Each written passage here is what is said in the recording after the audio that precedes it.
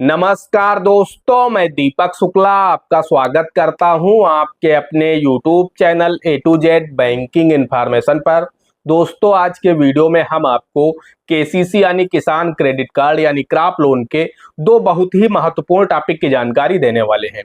तो अगर आपने भी केसीसी लोन ले रखा है या फिर आप केसीसी लोन लेने की सोच रहे हैं तो आपको यह वीडियो शुरू से अंत तक जरूर देखना चाहिए, क्योंकि यह वीडियो आप सभी के लिए बहुत ज्यादा इन्फॉर्मेटिव होने वाला है।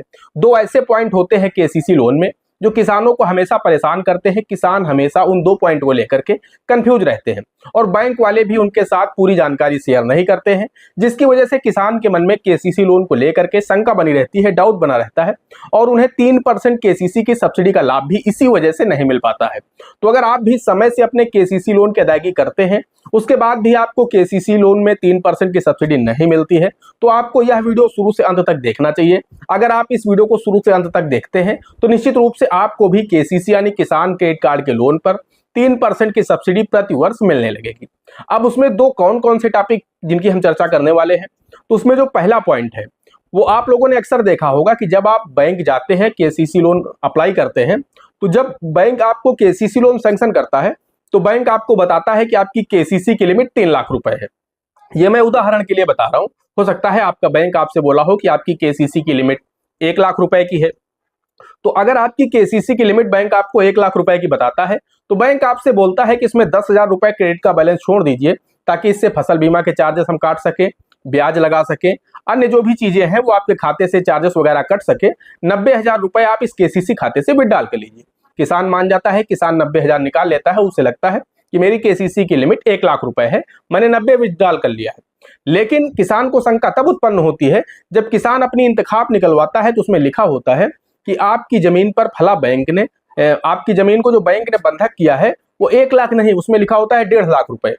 तो किसान परेशान हो जाता है कि बैंक ने तो मुझसे बताया है कि आपका लोन 1 लाख रुपए का ही है, फिर मेरी जमीन पर यानी जो मेरी इंतखाब है इस पर जो आदेश चढ़ा है इस पर 1.5 लाख रुपए क्यों चढ़ा है, बाकी का 50,000 रुपए मेरा क्या हुआ, या बैंक ऐसा क्यों करती है, इसकी जानकारी हम आपको देने वाले हैं।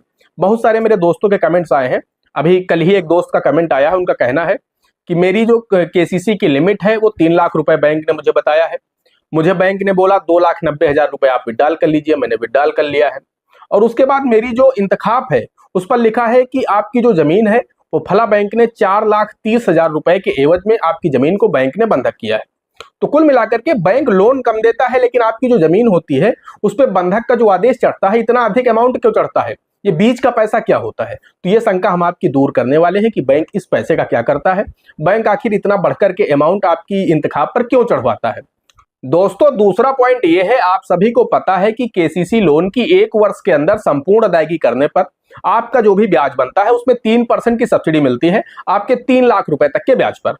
तो वो जो 3% की सब्सिडी मिलती है वो जो 1 वर्ष बैंक काउंट करता है वो किस तरह से काउंट करता है, क्या इसकी कोई निश्चित डेट होती है कि उस डेट के अंदर आपको पैसा जमा करना है, उस डेट से उस डेट तक बैंक मानती है, या फिर जब बैंक आपका केसीसी लोन सैंक्शन करता है तो क्या सैंक्शन करने की डेट मानी जाती है, या फिर जिस डेट से आप केसीसी खाते से पैसा विड्रॉल करते हैं वो डेट मानी जाती है। यानी बैंक जो 1 साल काउंट करता है कि पैसा लेने के 1 वर्ष बाद, यानी 1 वर्ष के अंदर अगर आप अपने केसीसी की संपूर्ण अदायगी करोगे तो ही हम आपको 3% की सब्सिडी देंगे। तो बहुत सारे किसान समय से अदायगी करते हैं और उसके बाद फिर मुझे कमेंट करते हैं कि मैंने समय से अदायगी की थी, उसके बाद भी मुझे 3% की सब्सिडी नहीं मिली है।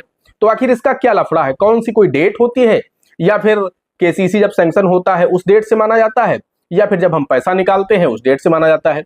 तो ये भी डाउट आपका हम इस वीडियो में दूर करने वाले हैं, ताकि आपको प्रतिवर्ष 3% की सब्सिडी मिलती रहे, तो आपको 4% की सालाना ब्याज दर पर रुपए 3 लाख तक का केसीसी लोन उपलब्ध होता रहे।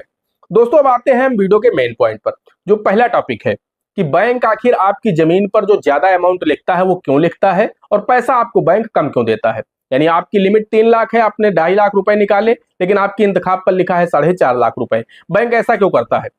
तो दोस्तों, हम आपको बताना चाहते हैं, मैंने अपने बहुत सारे वीडियोज में आप लोगों को बताया है कि जो केसीसी की लिमिट होती है वो प्रति वर्ष 10% बढ़ती है, और आपकी केसीसी की जो लिमिट बनाई जाती है ये 5 वर्षों के लिए होती है। यानी अगर आपकी पहले साल की जो लिमिट है 1 लाख रुपए है, तो निश्चित रूप से दूसरे साल की जो लिमिट होगी वो 1,10,000 की होगी। उसके बाद जो तीसरे साल की आपकी लिमिट होगी वो 1,22,000, 21,000 की होगी। इस तरह से करके आप जाएंगे तो 5वें साल आपकी जो केसीसी की लिमिट होगी वो 1,40,000, 45,000 होगी। तो बैंक आपको पहले साल जो पैसा देता है वो पहले साल की लिमिट का देता है, लेकिन बैंक जब आपकी जमीन को बंधक करता है तो उसमें फाइनल ईयर की जो लिमिट होती है वो लिखवाता है। तो कहने का तात्पर्य यह है, मान लीजिए आपने 1 लाख रुपए पहले साल आपकी लिमिट है, तो बैंक तो आपसे बोलेगा कि 90,000 निकाल लीजिए, क्योंकि आपकी फाइनल लिमिट ही पहले साल 1 लाख रुपए की है। अब उसमें से बैंक से आपने बोला कि हमें जरूरत है, तो बैंक आपसे बोलेगा कि 90,000 रुपए आप विड्रॉल कर लीजिए, क्योंकि आपकी 1 लाख रुपए पहले साल की लिमिट है। अब जब बैंक आपकी जमीन को बंधक करेगा तो उस पर लिखेगा 5वें साल 1,45,000 या 1,50,000 है, तो बैंक तो उस पर यही लिखाएगा ना, वो 1 लाख थोड़ी ना लिखाएगा। भाई बैंक को प्रतिवर्ष आपकी जमीन तो बंधक करानी नहीं है, उसने एक बार बंधक कराना है, तो एक बार उसने जो फाइनल लिमिट आपकी तैयार की है उसको लिख देगा कि 1,50,000 या 1,45,000 के लोन के रूप में आपकी जमीन को बैंक बंधक करता है। यही चीज होती है सेम। तो जैसे जैसे आपकी लिमिट प्रतिवर्ष बढ़ती जाती है 10% प्रतिवर्ष। तो एक मित्र का जो मेरे पास कमेंट आया था कि मुझे बैंक ने 2,90,000 रुपए दिए हैं और मेरी जो इंतखाब है उस पर 4,30,000 रुपए चढ़े हैं, तो आपको यह समझना होगा कि आपकी जो पहले साल की लिमिट है वो 3 लाख रुपए है, इसलिए बैंक ने आपसे बोला है कि 2,90,000 विड्रॉल कर लीजिए। लेकिन जब आप 5वें साल की लिमिट देखेंगे अपनी, आप बैंक से अपने केसीसी की पासबुक लेंगे तो उसमें लिखा होगा कि आपकी जो 5वें साल यानी फाइनल ईयर की जो लिमिट है वो 4,30,000 रुपए है। बैंक का इससे कोई लेना देना नहीं, बैंक आपके पैसे का कहीं कोई उपयोग नहीं करता है, वो आपकी लिमिट होती है। जब आप 1 वर्ष में समय से अदायगी कर देंगे तो अगले वर्ष बैंक आपकी 10% लिमिट बढ़ा देता है, तो उसका उपयोग कर पाएंगे आप। उसके बाद फिर अगर आपने समय से अदायगी कर दी तो फिर बैंक आपकी 10% लिमिट बढ़ा देगा। इस तरह से 5 वर्ष तक बैंक प्रतिवर्ष आपकी 10% लिमिट बढ़ाता जाता है और 5वें साल आप फाइनल ईयर की लिमिट का उपयोग कर पाते हैं। यानी 4,30,000 अगर आपकी 5वें साल की लिमिट है तो आप 4,20,000 रुपए तक विड्रॉल कर पाएंगे अपने केसीसी खाते से। तो ये तो हो गया आपके मन में जो डाउट था कि बैंक पैसा कम देता है, आपकी इंतखाब पर ज्यादा क्यों लिखता है। तो इसका मतलब ये होता है इस वजह से आपकी इंतखाब पर ज्यादा अमाउंट चढ़ा होता है। अब हम बात करते हैं कि बैंक जो 1 वर्ष काउंट करता है कि केसीसी की अगर 1 वर्ष के अंदर आप संपूर्ण अदायगी करते हैं तो आपको 3% सब्सिडी दी जाएगी। तो क्या इसकी कोई डेट निर्धारित है कि उस डेट के अंदर आपको अदायगी करनी है, या फिर आपको जब लोन सैंक्शन होता है उस डेट से माना जाएगा, या पैसा निकालने की डेट से माना जाएगा। तो दोस्तों हम आपको बताना चाहते हैं कि इसके लिए कोई डेट निर्धारित नहीं है। आप जिस भी डेट से अपने केसीसी खाते से पैसा निकालते हैं वह डेट लौटकर अगले वर्ष नहीं आनी चाहिए, 1 वर्ष उस डेट से माना जाता है, तभी आपको 3% सब्सिडी का लाभ मिल पाएगा। अब बहुत सारे दोस्तों के साथ ऐसा होता है कि जैसे ही उनका केसीसी लोन सैंक्शन होता है उसके सेम डे ही या अगले दिन बैंक उसके केसीसी खाते से पैसा निकाल करके उनके सेविंग अकाउंट में डाल देता है। तो फिर उस दशा में चूंकि पैसा आपके केसीसी खाते से निकल रहा है जिस डेट में आपका लोन सैंक्शन हुआ है, तो फिर सैंक्शन वाली डेट से ही 1 वर्ष माना जाएगा। भले ही आप 4 महीने अपने सेविंग अकाउंट में पैसा पड़ा रहने दें, लेकिन पैसा केसीसी खाते से तो निकल चुका है। तो मेरा कहने का तात्पर्य यह है कि जिस दिन आपके केसीसी खाते से पैसा निकल करके भले आपकी वो सेविंग में डाला गया हो या आप कैश निकाल करके अपने घर लाए हो, इससे बैंक को लेना देना नहीं है। आपके केसीसी खाते से जिस दिन पैसा विड्रॉल हो रहा है वो डेट बैंक मानेगा, और उस डेट के अंदर अगर आप वापसी बैंक को करते हैं 1 वर्ष के अंदर तो आपको 3% की सब्सिडी का लाभ मिलेगा। अब अगर आप ऐसा कर रहे हैं कि मान लीजिए बैंक ने सैंक्शन किया आपकी केसीसी को 1 जनवरी 2024 को, और उसके बाद पैसा 1 जनवरी 24 को ही आपके सेविंग अकाउंट में बैंक ने डाल दिया, उसके बाद आप जाते हैं 1 अप्रैल को बैंक, यानी 3-4 महीने बाद बैंक पहुंचते हैं, 3 महीने पूरे हो जाते हैं, चौथे महीने आप बैंक जाते हैं कि मुझे अब केसीसी लोन की आवश्यकता है, तो बैंक आपसे बोलता है कि पैसा मैंने आपकी सेविंग में डाल रखा है, आप सेविंग से विड्रॉल कर लीजिए। आप जाते हैं अपने सेविंग का चेक देते हैं या विड्रॉल देते हैं, पैसा विड्रॉल कर लेते हैं और घर चले जाते हैं।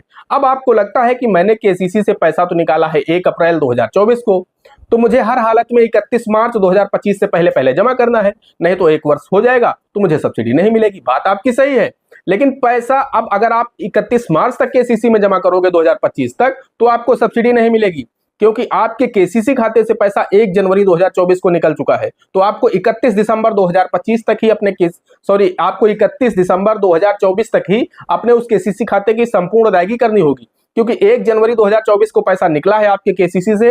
अगर आप 31 दिसंबर 2024 तक अपने केसीसी की संपूर्ण अदायगी नहीं करोगे तो आपको सब्सिडी का लाभ नहीं दिया जाएगा। तो अगर पैसा आपकी सेविंग में जा रहा है तो वो डेट आप याद रखिए कि पैसा आपकी सेविंग में कब जा रहा है। और ज्यादातर बैंक आज के समय में यही कर रहे हैं कि जैसे ही केसीसी लोन आपका सैंक्शन होता है वो तुरंत आपके लोन खाते का पैसा उठा करके आपकी सेविंग में डाल देते हैं, जिससे उनके 2 बेनिफिट होते हैं। एक तो उनका एडवांस बढ़ जाता है, जो उनको टारगेट होते हैं कि एडवांस बढ़ाइए, बिजनेस करिए, तो उनका एडवांस बढ़ जाता है। उधर उनसे बोला जाता है आप अपना डिपॉजिट बढ़ाइए, तो उनका डिपॉजिट भी बढ़ जाता है। सिर्फ एक केसीसी लोन करने से उनके 2 फायदे होते हैं। एक तो उन्होंने लोन आपके खाते में पैसा सेविंग में डाला है, उधर आपका उनका लोन बढ़ गया, और इधर उनका डिपॉजिट भी बढ़ गया। तो जितना अमाउंट उन्होंने लोन से निकाल करके आपकी सेविंग में डाला, उतना ही उनका लोन बढ़ा और उतना ही उनका डिपॉजिट बढ़ा। तो इसलिए सभी बैंक ये काम करते हैं। लेकिन अगर आप बैंक में एप्लीकेशन दे करके उन्हें मना कर देंगे कि मेरे साथ आप ऐसा मत करिए, तो फिर वो दोबारा ऐसा नहीं करेंगे। हालांकि आरबीआई के स्पष्ट निर्देश है कि बिना ग्राहक की संतुष्टि के, बिना ग्राहक के हस्ताक्षर के उसके किसी भी खाते से पैसा आप दूसरे खाते में नहीं डाल सकते। लेकिन यहाँ पर होता क्या है, जब बैंक आपसे केसीसी के फाइल पर साइन कराते हैं तो उसी समय आपसे ट्रांसफर वाउचर पर भी साइन करा लेते हैं और वो ट्रांसफर वाउचर वो उपयोग कर लेते हैं। जैसे ही लोन सैंक्शन होता है, उस ट्रांसफर वाउचर को लगाते हैं, आपके केसीसी खाते से पैसा ट्रांसफर करके आपकी सेविंग में डाल देते हैं, तो वो भी नहीं फंसते। लेकिन अगर आप उन्हें एप्लीकेशन दे देंगे, क्योंकि ब्याज आपको अब 1 जनवरी 24 से ही पड़ने लगा, भले ही पैसा आपने निकाला आके अप्रैल में, लेकिन 3 महीने का ब्याज आपको फालतू पड़ गया। अगर पैसा वही केसीसी खाते में पड़ा रहता तो आपको ब्याज नहीं पड़ता। आपको जरूरत अप्रैल में पड़ी थी तो अप्रैल से पैसा आपने लिया था तो ब्याज आपको अप्रैल से पड़ता। लेकिन चूंकि पैसा आपका जनवरी से सेविंग में पड़ा है, तो हालांकि सेविंग में आपको ब्याज मिलेगा, लेकिन जितना आपको मिलेगा उससे ज्यादा आपको पड़ेगा, तो नुकसान आपका ही हो रहा है। दोस्तों, आशा करते हैं आपके दोनों पॉइंट क्लियर हो गए होंगे। फिर भी अगर आपके मन में कोई डाउट है, कोई क्वेरी है, कोई सवाल है, तो आप लोग हमें कमेंट सेक्शन में कमेंट कर सकते हैं, हम उस पर वीडियो बना करके जानकारी देंगे। आप लोग हमें इंस्टाग्राम पर ज्वाइन कर सकते हैं, वहां पर आप हमें डीएम कर सकते हैं, मैं वहां पर पूरी कोशिश करूंगा आपको रिप्लाई करने का। आप हमारे टेलीग्राम चैनल से जुड़ सकते हैं, इन तीनों के लिंक हम आपको इस वीडियो के डिस्क्रिप्शन में दे देंगे। दोस्तों, आज के वीडियो में इतना ही, मिलते हैं अगले वीडियो में किसी अगले इंटरेस्टिंग टॉपिक के साथ। तब तक के लिए जय हिंद, जय भारत।